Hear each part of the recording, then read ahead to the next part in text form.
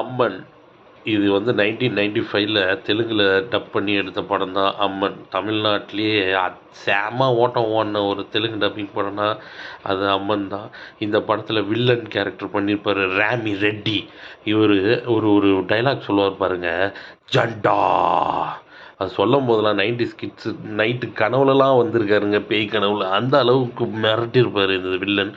அதுக்கப்புறம் வந்து ஃபேமஸான டைலாக் வந்து, நீயே எனக்கு பொட்டு வச்சு வாமா அப்படின்னு சொன்னாதான் நான் வருவேன்னு சொல்லுவா பாருங்க.